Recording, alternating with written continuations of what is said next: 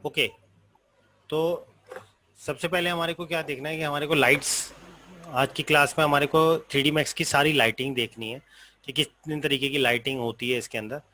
Lighting से पहले हमारे को बस ये एक चीज़ पता हो कि एग्जैक्टली लाइट काम कैसे करती है। लाइट काम करती है कि लाइट का एक सोर्स होता है, जो भी किसी भी तरीके का वो सोर्स हो सकता है, और वो एमिट करता है फोटोन्स को, जो हमारे एक सरफेस को इल्यूमिनेट करती है। जब इल्यूमिनेट होता है सरफेस, तो वो दो तरीके से इल्यूमिनेट होता है। एक होता है कि जिसमें हम बोलते हैं डायरेक्ट लाइटिंग, और एक होती है इनडायरेक्ट लाइटिंग। डायरेक्ट लाइटिंग मतलब जब हम सीधा पॉइंट आउट करते हैं कि किसी पर्टिकुलर लाइट सीधी इस जगह अप्लाई होगी, तो वो हमारी डायरेक्ट लाइटिंग होती है, जो सीधी सरफेस पे हमारे पास फोटोन्स दिखते हैं, मतलब जिससे वो इल्यूमिनेट हो रहा है। और जो बाउंस होने के बाद दिखती है उसे हम इनडायरेक्ट लाइटिंग बोलते हैं। तो स्टैंडर्ड लाइटिंग जो होती है, स्टैंडर्ड जो लाइट है 3D मैक्स के अंदर, उसमें ये ऑप्शन नहीं होता कि आप इस तरीके का ग्लोबल इल्यूमिनेशन क्रिएट करो। उसके लिए उन्होंने एक रेंडर इंजन दे रखा है, जिसको हम बोलते हैं रेडियोसिटी और लाइट ट्रेसर। ये दोनों काम इसी तरीके के होते हैं, बट ये थोड़े से क्या है कि मतलब कॉम्प्लिकेटेड भी है, और मतलब एक तरीके से ये है कि फेक भी बोल सकते हो आपके, इसमें एकदम रेडी टू यूज नहीं होता।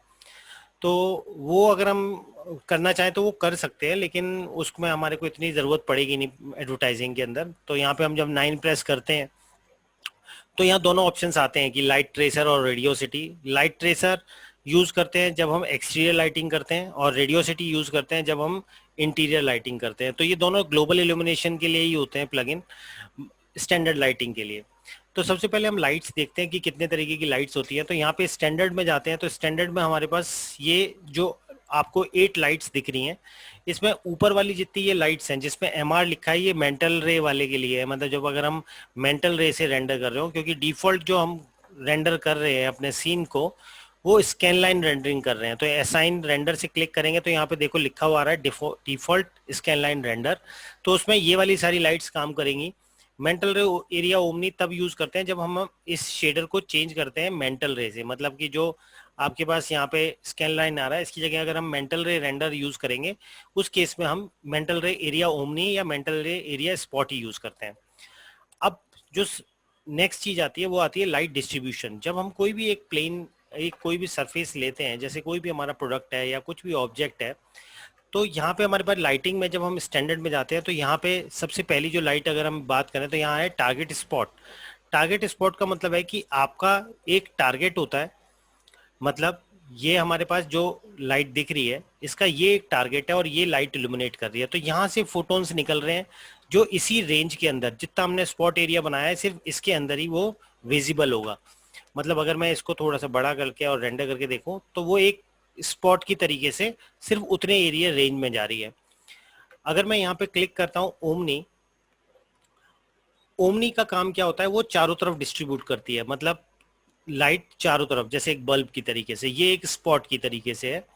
और एक होती है टारगेट डायरेक्ट। टारगेट डायरेक्ट का काम होता है कि आपकी जो लाइट है वो एक बीम की तरीके से काम करेगी। मतलब अल्टीमेटली उसका सोर्स लगता तो स्पॉट जैसे ही है, लेकिन जो इसका लाइट एमिशन होता है वो बहुत बड़े एरिया से हो रहा होता है। तो अगर आपको कुछ ऐसा लाइट सोर्स है जिसका जो एरिया है वो बहुत बड़ा है, जैसे बीम लाइट होती है, उस तरीके की अगर हमारे को चाहिए, कि जैसे होता है ना फोकस लाइट होती है, उसमें बड़ा सा हमारे पास एरिया होता है जो लाइट एमिट कर रहा होता है, तो So we उस don't have anything related to haiku here. क्या So haiku part, we have saved in the haiku part. Let's check. Okay, तो अब हमारे पास जैसे यहाँ पे हमने लाइट सोर्स, यहाँ पे 3 लाइट सोर्स हैं। ये हमारा रेडियल काम कर रहा है, ये कोनिकल काम करता है, और ये एक बीम की तरह काम करता है, मतलब एक पिलर हम बोल सकते हैं। जैसे ये दो टारगेट लाइट्स अगर हम देखें कि ये भी टारगेट ही बोलते हैं, हम इसको भी टारगेट ही बोल लेते हैं। अब ये जो हमारे पास लाइट है, इसका टारगेट हमेशा फिक्स रहता है। मतलब आप लाइट को यशकृत, Yeah, 27 यशकृत इसको पॉज करो, अपने इसको माइक को।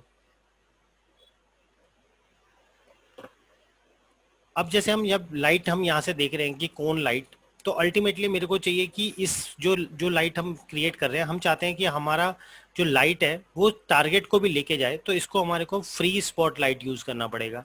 फ्री स्पॉट हम किसी टारगेट लाइट को भी कन्वर्ट कर सकते हैं, और फ्री स्पॉट को टारगेट में भी कन्वर्ट कर सकते हैं। उसका रीजन बस ये है कि आप जनरल सेटिंग्स में जाएंगे तो यहाँ से टारगेट ऑफ कर देंगे, तो ये एक फ्री स्पॉटलाइट हो गई, कि मतलब हम जहाँ पे भी इस लाइट को लेके जाएंगे उसका टारगेट भी उसी के अकॉर्डिंग जाएगा, चाहे हम रोटेट करें, चाहे हम पोजीशन करें, वट कुछ भी हम कर सकते हैं। तो आपको टारगेट चाहिए अलग से या आपको फ्री रखना है तो आप यहाँ से इसको ऑन अनचेक कर सकते हैं।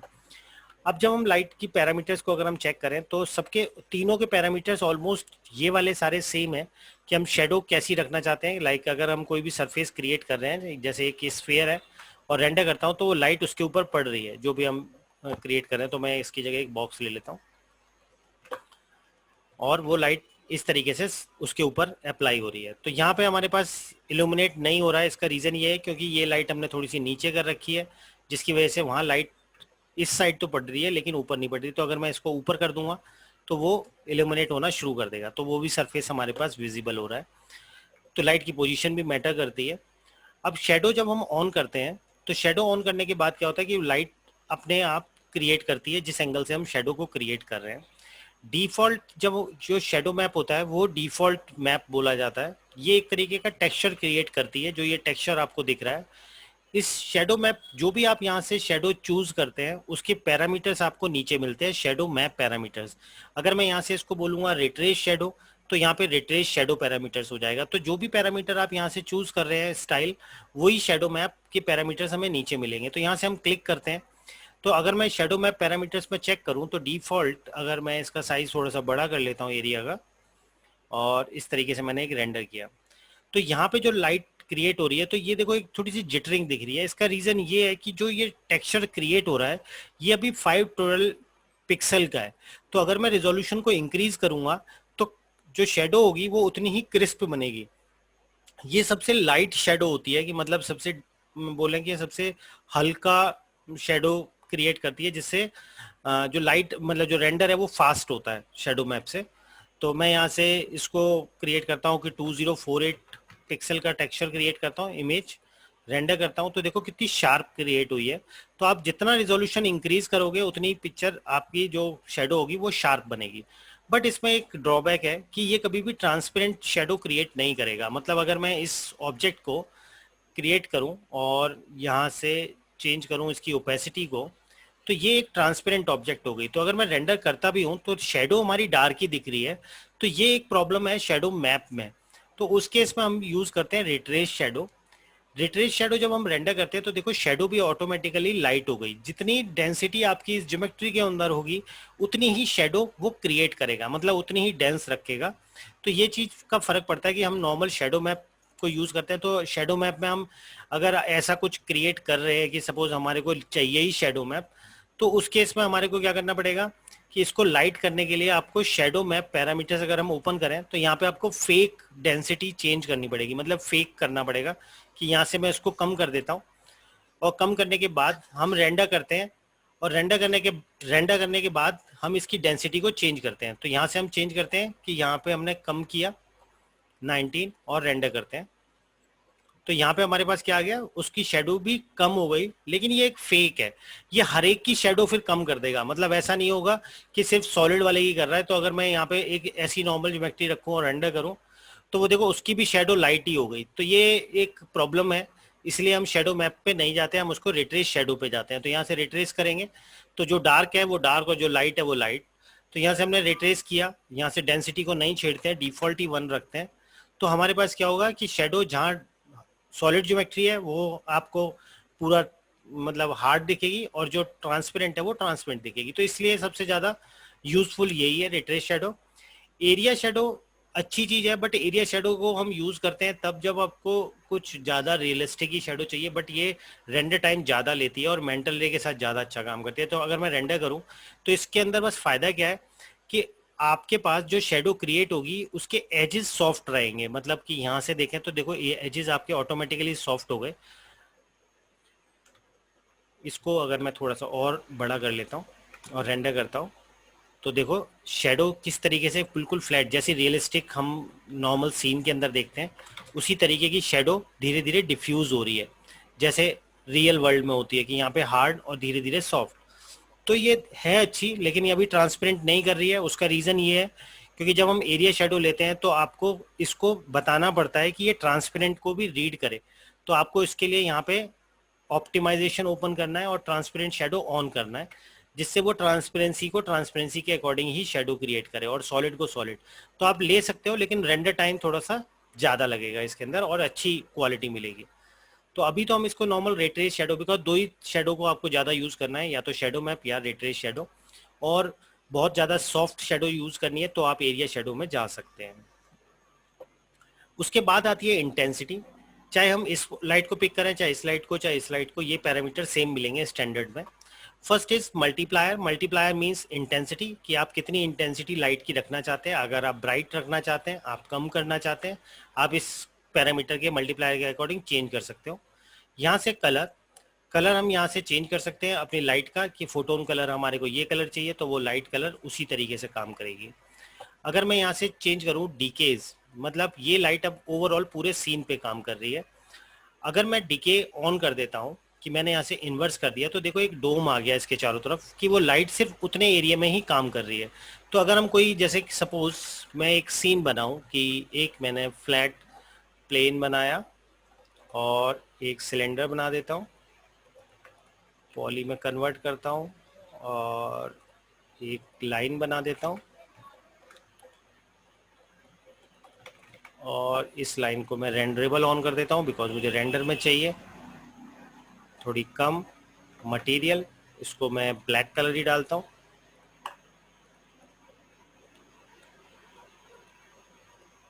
ये मेरी कैंडल है तो मैं इसको सिंबल रखता हूँ, और इसको मेरे को थोड़ा सा ऐसा चाहिए कि जैसे वैक्स में होता है कि ऊपर जहाँ लाइट जलती है वो आपको हार्ड चाहिए होता है, बाकी नीचे आपको सॉफ्ट चाहिए होता है। तो उस केस के लिए हमारे को क्या करना पड़ेगा, इसको मटेरियल को यूज़ करना पड़ेगा ट्रांसुलेंट शेडर। ट्रांसुलेंसी कौन सी में होती है, जैसे लीफ हो गया, वैक्स हो गया, हमारी स्किन हो गई, सब स्कैटरिंग होती है जिसके अंदर। तो मैं इसको ट्रांसुलेंट शेडर ही यूज़ कर लेता हूँ। और यहाँ पे मैं अगर इसको थोड़ी सी डेप्थ और कुछ अलग शेप बनाना चाहता हूँ तो मैं ऐसा कर सकता हूँ कि मैं पॉली में कन्वर्ट कर लेता हूँ इसको, और इस तरीके से इसको पिक किया एरिया को, और मैं इसको एज अ डुप्लीकेट कर लेता हूँ, डिटैच एज क्लोन, कि ये एक अलग सरफेस है। इसको मैंने बोला शेल, जिससे उसके अंदर डेप्थ आ गई। कन्वर्ट कर देता हूँ पॉली में, और इसको बोलता हूँ रिलैक्स। रिलैक्स से ये सॉफ्ट हो जाएगा। कन्वर्ट करता हूँ पॉली में 1, और इस तरीके से मैं इसको मर्ज अप कर सकता हूँ सीन को। जितना आप एरिया बनाना चाहते हैं उतने एरिया को उसके अकॉर्डिंग डिफाइन कर सकते हैं।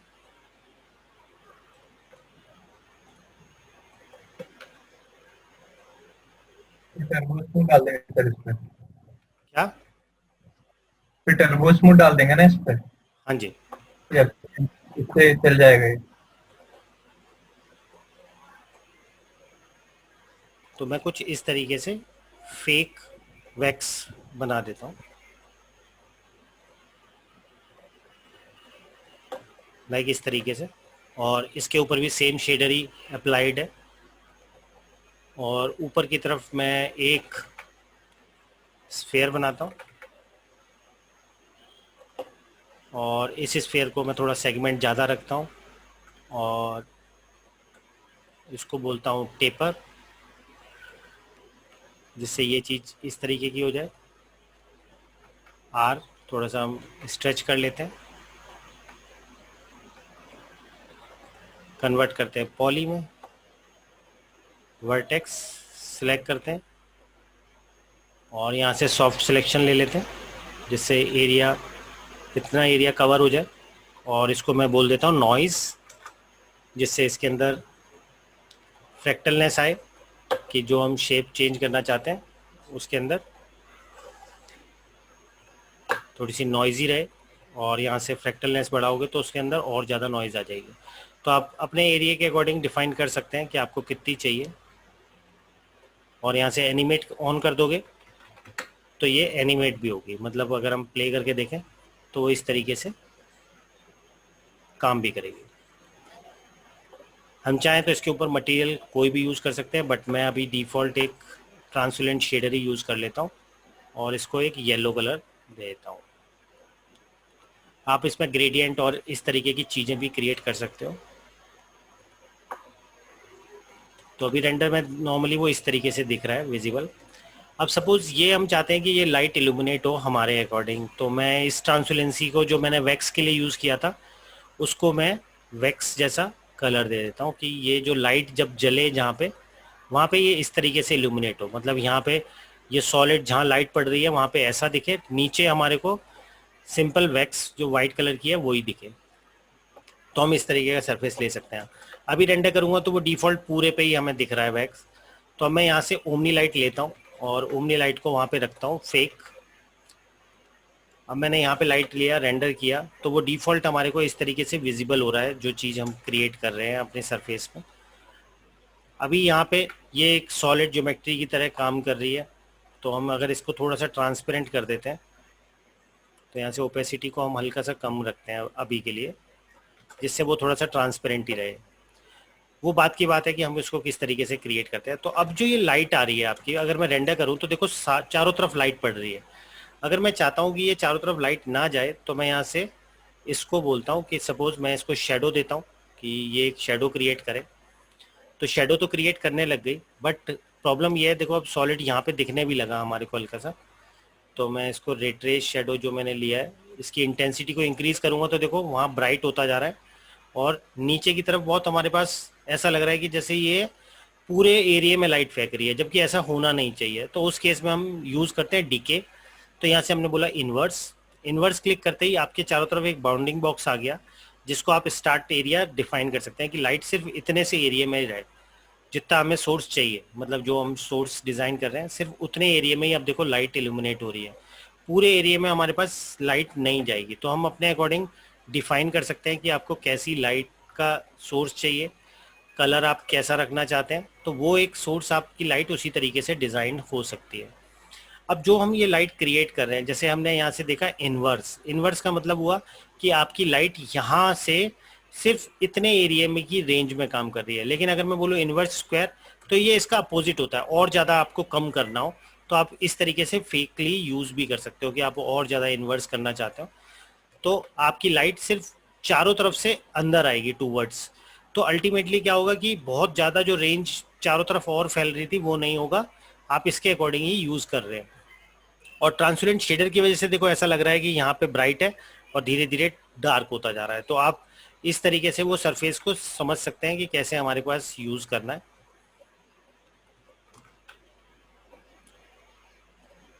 यहाँ पे हमारे पास नियर एटेन्यूएशन और फार एटेन्यूएशन काम करती है स्पॉटलाइट के लिए। अगर हम एक कोई टारगेट स्पॉटलाइट लेते हैं और टारगेट स्पॉटलाइट को यहाँ से चेंज करते हैं कि हमने जैसे ये एक अप्लाई किया और रेंडर किया, तो ऊपर से एक स्पॉट गिर रहा है हमारे पास।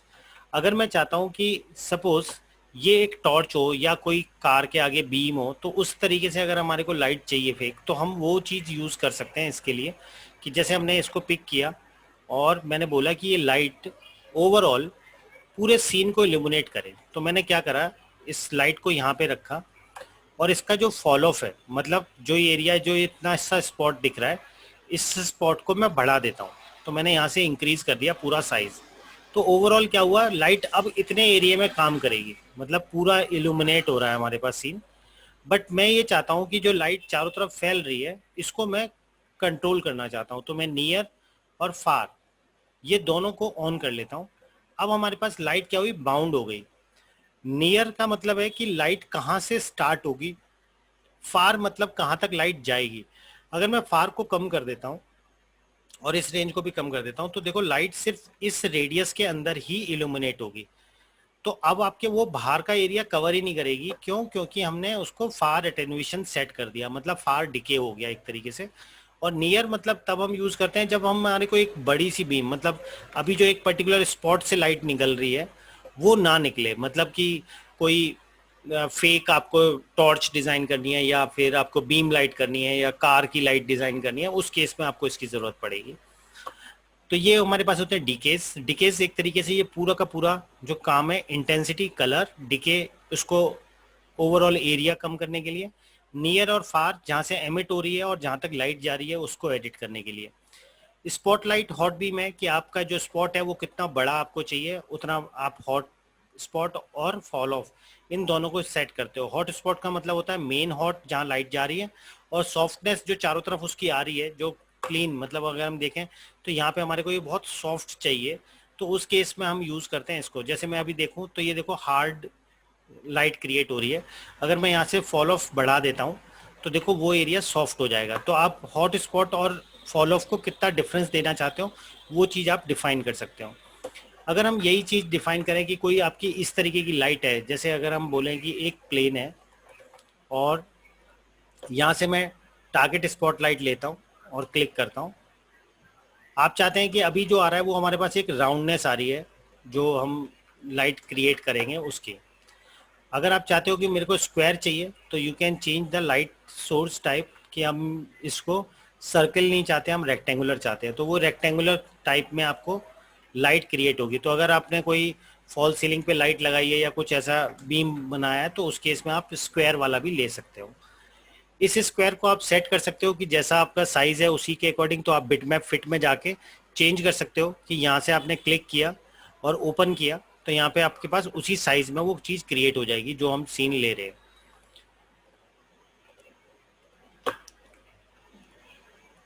अब जैसे हमारे पास यहाँ पे हो गए कि हमने ये चेक कर लिया, ये चेक कर लिया। एडवांस इफेक्ट में क्या होता है? एडवांस इफेक्ट में आपके पास सिंपल कि आप ये मतलब फिल्म मेकिंग के लिए ज़रूरत पड़ती है, अभी इसकी ज़रूरत ही नहीं है आपको, तो आप इसको ऑफ कर सकते हो। Projection map is important. Projection map मतलब जो लाइट अभी फेंक रही है वो लाइट एक सिंपल कलर फेंक रही है, अगर मैं उसकी जगह कुछ और इमेज देना चाहता हूँ कि उसको प्रोजेक्शन करें, तो मैं यहाँ प्रोजेक्टर मैप में जाके नन, और यहाँ पे मैं कोई भी एक्सटर्नल बिट मैप को यूज़ कर सकता हूँ। कि जैसे अगर मैं बोलता हूँ कि मेरे को ये एक इमेज चाहिए जो ये एमिट करे, और ओपन किया, रेंडर किया, तो देखो वो इमेज अब नीचे दिखनी शुरू हो जाएगी। मतलब जो आपकी इमेज जो लाइट है वो एक तरीके का प्रोजेक्ट कर रही है। अभी हमने कलर यहाँ पे येलो ले रखा है इसलिए वो उसके साथ ब्लेंड हो रहा है, तो आप इसको वाइट कर दो जिससे एग्जैक्ट पिक्चर दिखे हमें, जो हम पिक्चर हमने पिक की है। तो आप इस तरीके से कोई भी प्रोजेक्शन क्रिएट कर सकते हो अपने सीन के अंदर। शेडो पैरामीटर मैंने आपको बताई दी है। तो इसी तरीके से आपके ये तीनों लाइट्स का जो काम है, टारगेट स्पॉट, टारगेट डायरेक्ट और ओमनी, ये तीनों का जो पैरामीटर है वो बिल्कुल एक्यूरेट सेम यही पैटर्न पे काम करते हैं जो मैंने अभी तक आपको ये चीज़ बताई।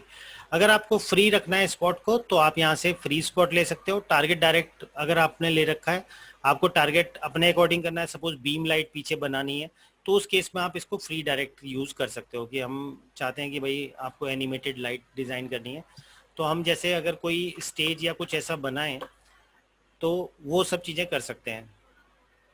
तो मैं इसको रिकॉर्ड ऑन करता हूँ। ओके, तो अभी हमने देखा था कि जो स्टैंडर्ड लाइट्स थी उसको हमने किस तरीके से एडिट किया और उसको चेंज किया। जैसे अगर हम बोलें कि कोई हमारा कोई ऑब्जेक्ट है, जैसे मैं बोलूँ कि ये मेरा एक ऑब्जेक्ट है और मैंने इसके लिए एक इस तरीके से फेक सेटअप बना दिया कि ये मेरा प्रोडक्ट है।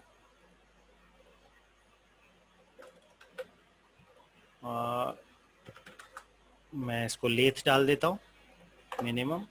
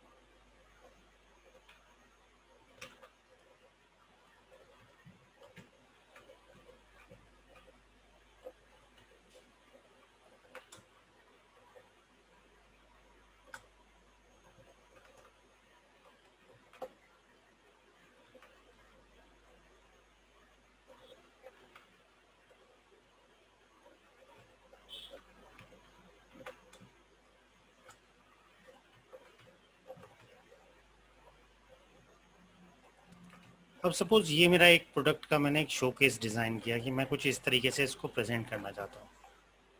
तो मैं इसके ऊपर जो मेरा ये बॉक्स है इसको मैं थोड़ा रिफ्लेक्टेड चाहता हूँ, तो मैं सिर्फ इस प्लेन को स्टैंडर्ड में रिट्रेस कर देता हूँ कि मतलब ये मेरे को रिफ्लेक्टेड चाहिए। तो मैं यहाँ से रिफ्लेक्शन थोड़ा सा ज़्यादा रखता हूँ जिससे इसके ऊपर चमक आ जाए और वो रिफ्लेक्ट होना शुरू हो जाए सीन के अकॉर्डिंग।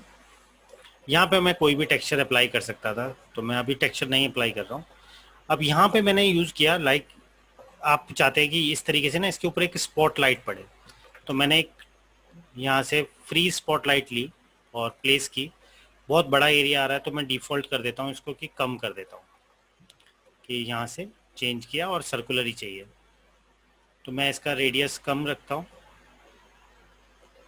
और चेंज करता हूँ। लाइक ये स्पॉटलाइट इधर से इसके ऊपर मेरे प्रोडक्ट के ऊपर। अब देखो यहाँ पे उसको रोटेट करना है मुझे उस एंगल में, तो यहाँ पे हमेशा वो स्क्रीन पे है, तो मैं व्यू की जगह इसको लोकल कर लेता हूँ जिससे लाइट के अकॉर्डिंग ही वो चेंज करे। मतलब जैसी लाइट सोर्स दे रखे हैं उसी के अकॉर्डिंग वो लाइट सोर्स हो। तो मैं यहाँ से उठा के इधर रख लेता हूँ जिससे वो सोर्स उसके ऊपर हमारे पास लाइट पड़ना शुरू हो गई। आप चाहो तो कैमरा सेट भी कर सकते हो कि आपको कैमरा चाहिए।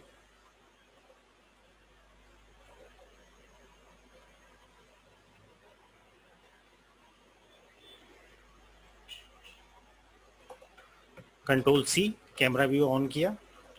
यही लाइट को मैंने शिफ्ट प्रेस करके एक और रोटेट किया और उसको इंस्टेंस बना दिया जिससे प्रॉपर्टीज़ दोनों की सेम कर लूँ कि जो भी हम ले रहे हैं उसके अकॉर्डिंग ये प्रॉपर्टीज़ है।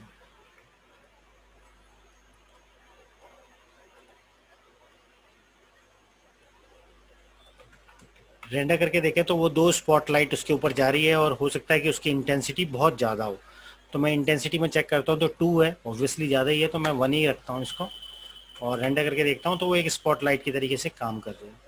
अब हम चाहते हैं कि लाइक ये जो लाइट इसके ऊपर एक डायरेक्ट स्पॉट जो ये चीज़ हमारे पास क्रिएट हो रहा है, मैं एरिया थोड़ा सा ये इल्यूमिनेट नहीं हो रहा, तो मैं क्या करता हूँ यहाँ से फॉल ऑफ जो है वो इंक्रीज़ कर देता हूँ। फॉल ऑफ इंक्रीज करने से क्या होगा, मेन लाइट तो यहीं रहेगी लेकिन उसका एक सॉफ्ट टारगेट चारों तरफ फैलेगा जिससे लाइट पूरी इल्यूमिनेट हो। और मैं इसकी जो इंटेंसिटी है वो और थोड़ी कम कर लेता हूँ क्योंकि बहुत ज़्यादा इंटेंसिटी आ रही है, तो दोनों को मिलके वो इतना क्रिएट कर रही है, तो ठीक है मेरे लिए इतना सफिशिएंट है। और मैं अब यहाँ से क्या करता हूँ, यहाँ से लाइट को इंक्रीज और थोड़ा सा कलर चेंज कर देता हूँ कि सपोज मैं इसको येलोइश रखता हूँ रेंडर, तो वो डिफ़ॉल्ट ऐसी दिख रही है। शेडो ले लेते हैं, रेट्रेस शेडो, तो अभी 2 शेडो क्रिएट हो गई। क्यों? क्योंकि ये इंस्टेंस थी तो इसकी भी शेडो ऑन हो गई होगी, तो आपको अब इसकी ऑफ करूंगा तो इसकी फिर से ऑफ हो जाएगी। तो आप क्या करोगे, इसको अब यूनिक कर दो कि इसका काम इतना ही था, तो मैं इसको यूनिक कर देता हूँ इस बटन को क्लिक करके, जिससे वो चीज़ हमारे पास सरफेस वहाँ पे हम चेंज कर सकें। मतलब अब उसकी कोई भी पैरामीटर को आप चेंज कर सकते हो क्योंकि वो अब उसको डिस्ट्रैक्ट नहीं करेगी।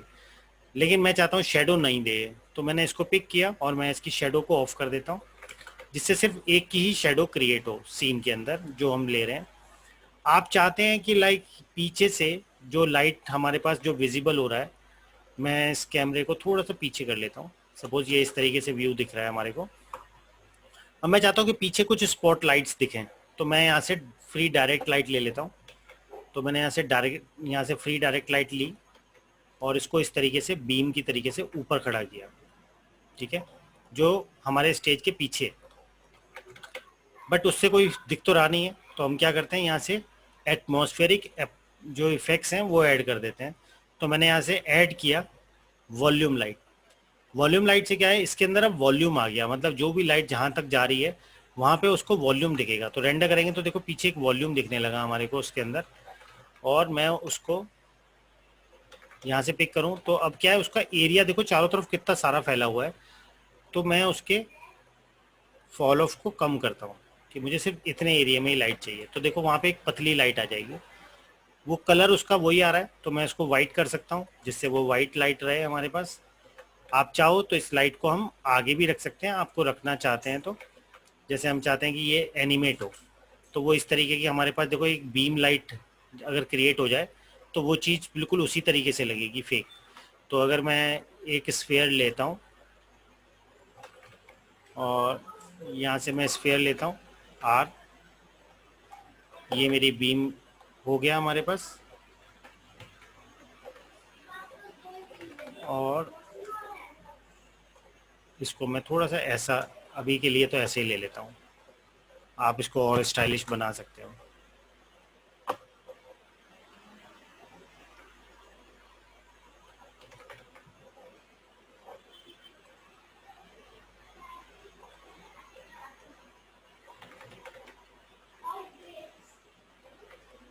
तो मैं, ये मेरी लाइट हो गई। इस पर मैं मटेरियल ऐसा डालता हूँ जो इल्यूमिनेट होता रहे। तो सेल्फ इल्यूमिनेशन में मैं इसको इस तरीके से फेक येलो या वाइट लाइट ले लेता हूँ। तो मैंने येलो ले लिया और बीम लाइट इसके पास ही रखी इस तरीके से। और इस बीम लाइट को लिंक टूल, यहाँ से लिंक टूल लिया। लिंक टूल से क्या होगा कि मैं इसको इसके साथ चाइल्ड कर सकता हूँ कि ये मेरा चाइल्ड है और ये इसका पेरेंट है। तो मैंने इसको इसके साथ क्लिक कर दिया। तो अब आपका जो भी ऑब्जेक्ट होगा वो अब इसी के अकॉर्डिंग लाइट चलेगी। अभी ये स्फेयर अलग है तो मैं इसको भी लिंक कर देता हूँ अपने इसके साथ ही। बस क्लिक करना है, लेफ्ट क्लिक दबा के रखना है और दूसरे पे जाके छोड़ देना है क्लिक करके। तो अब देखो मैं इसको मूव कर रहा हूँ तो लाइट भी उसी तरीके से मूव हो रही है। तो अब यहाँ से हम चेंज कर सकते हैं कि लाइक आप इसको लाइटिंग को यहाँ रखना चाहते हैं इस एंगल में, सी कैमरा व्यू। तो देखो वो लाइट यहाँ से फोकस कर रही है।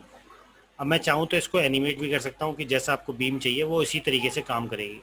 लाइट की प्रॉपर्टीज़ आप चेंज कर सकते हो कि लाइट मुझे येलो ही है तो उसका बेस तो हम येलो ही रखते हैं, इंटेंसिटी ज़्यादा, तो जिससे वो फेक हमारे पास पूरी बराबर है।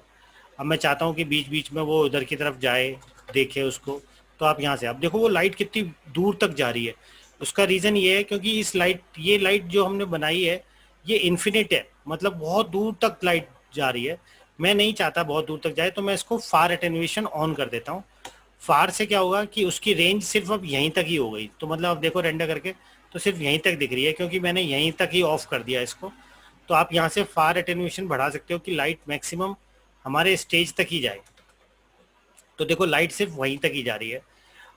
अब आप इसको एनिमेट भी कर सकते हो। तो यहाँ से ऑटो की ऑन किया और मैं इसको चाहता हूँ कि थोड़ा सा ये इधर ऊपर जाए, फिर थोड़ा सा इधर जाए, थोड़ा सा हम चेंज करना चाहते हैं। तो अल्टीमेट, ओ यार मैंने लाइट को एनिमेट कर दिया, शिट।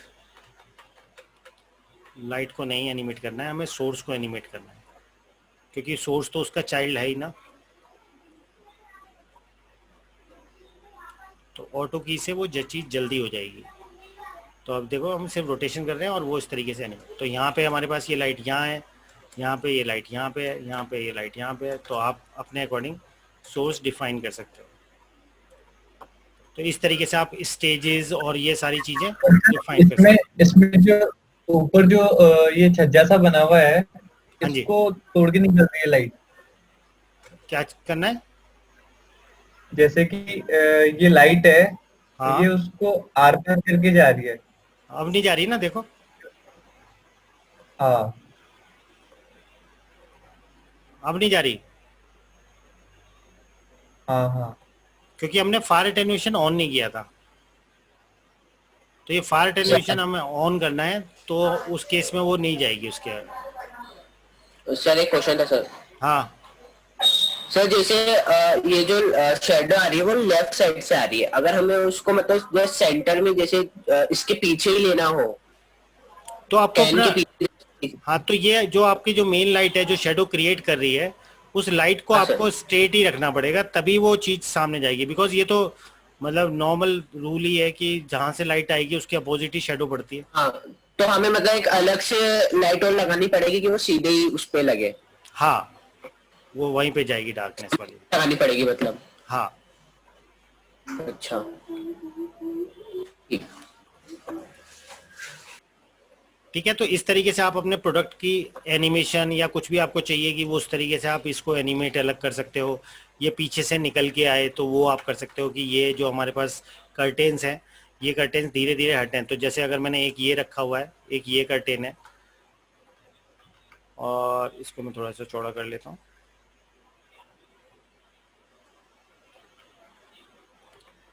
तो आप चाहते हैं कि लाइक ये इस तरीके से प्रोडक्ट निकल के आए हमारे उस सीन के अंदर, तो मैं यहाँ से ऑटो की ऑन किया। तो ऑटो की क्या होता है, जीरो से हमारा काम करता है। तो मैं क्या करता हूँ, सेट की कर लेता हूँ कि इसको पीछे लेके गया और सेट की किया कि जब ये 30 पे आए तो ये इस तरीके से बाहर आ जाए। तो मैं बोला यहाँ पे आएगा सेट की, तो वो देखो इस तरीके से प्रोडक्ट हमारा अंदर से इधर निकल के आ रहा है।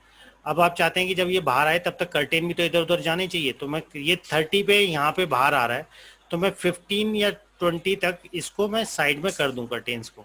तो मैं इसको इधर करना चाहता हूँ, इसको इधर करना चाहता हूँ। तो जिससे क्या होगा, सॉरी ऑटो की लेना पड़ेगा इसमें, क्योंकि ऑटो की इसलिए क्योंकि मैं बस इतनी सी एनिमेशन बनाना चाहता हूँ इनकी कि ये इधर उधर हो जाए।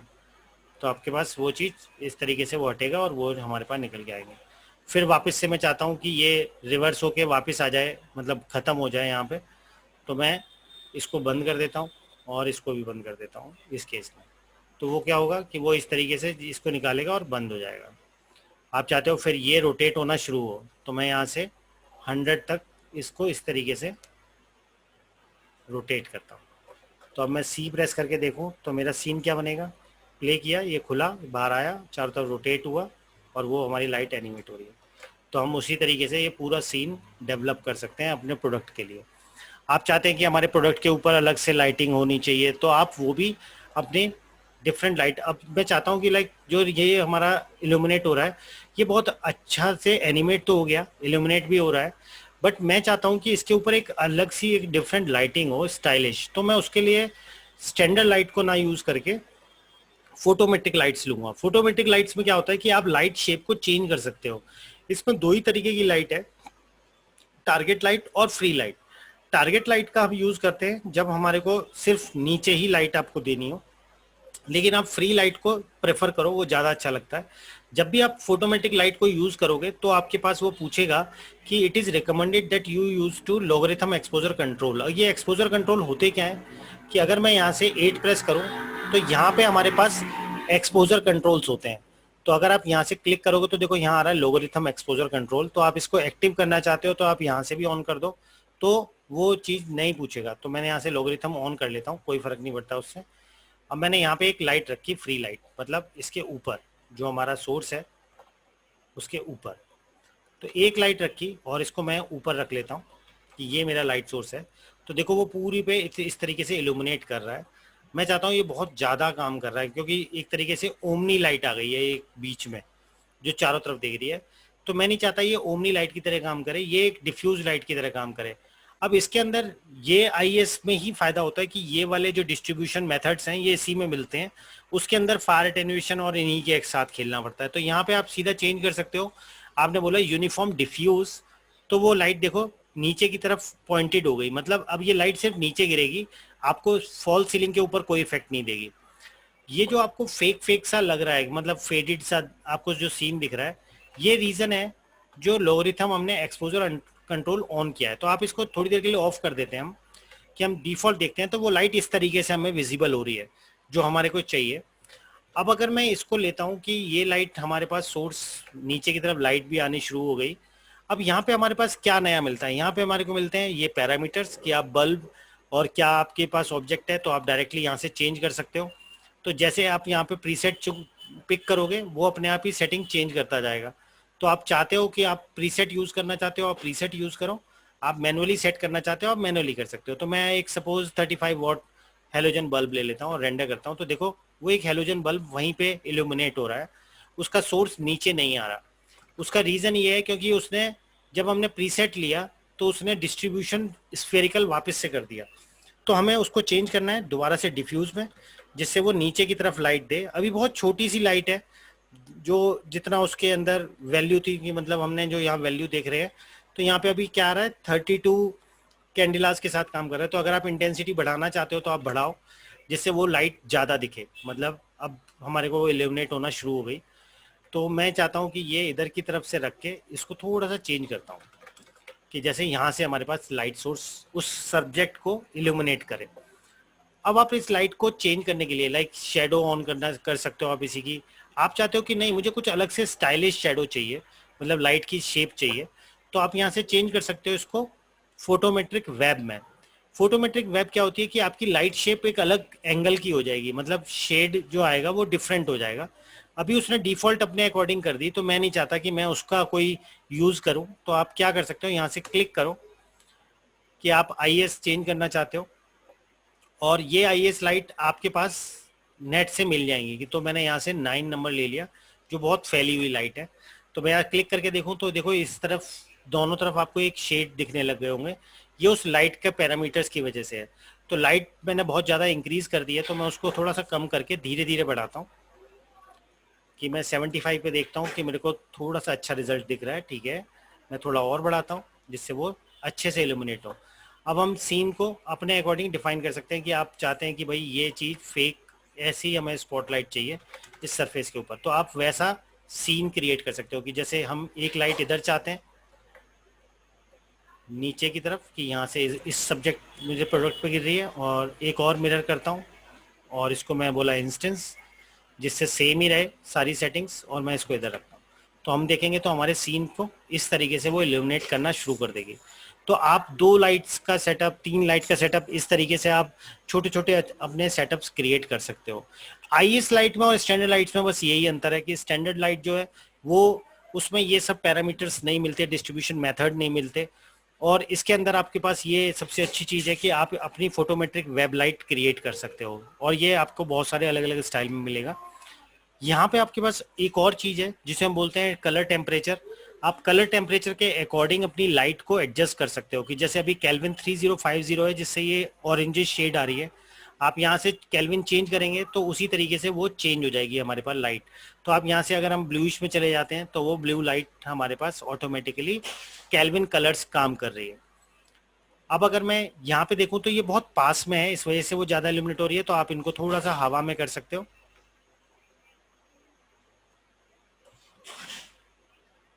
जिससे वो सीन हमारा अलग तरीके से इल्यूमिनेट हो कि आपको इंटेंसिटी ज़्यादा पास में, because it is very close to the platform.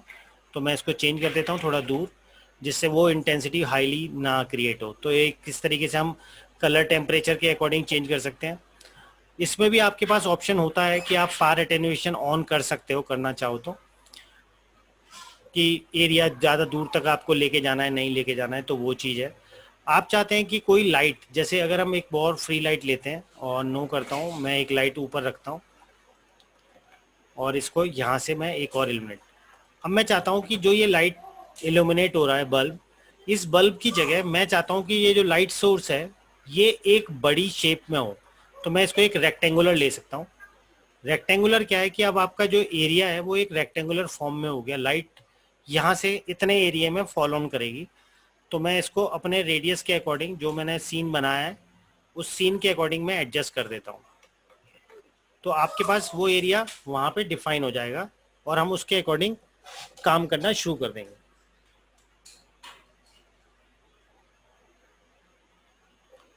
तो जैसे हमने एरिया बनाया, स्क्वायर बनाया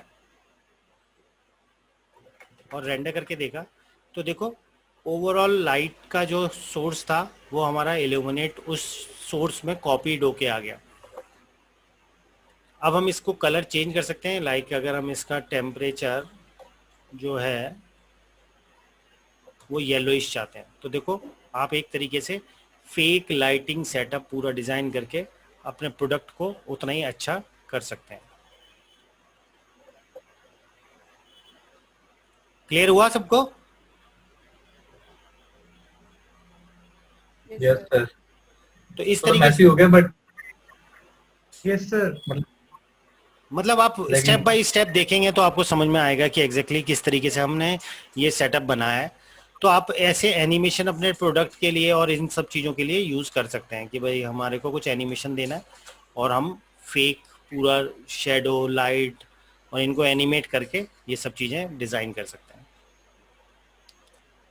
तो ये है हमारे पास स्टैंडर्ड और फोटोमेटिक लाइट से जो हम काम कर सकते हैं प्रोडक्ट के लिए। और मतलब डे लाइट सिस्टम और मेंटल रे रह गया है, वो हम कल की क्लास में पूरा फिनिश कर देंगे, तो ऑलमोस्ट लाइटिंग सारी खत्म हो जाएगी। ठीक है, ओके सर। Thank you.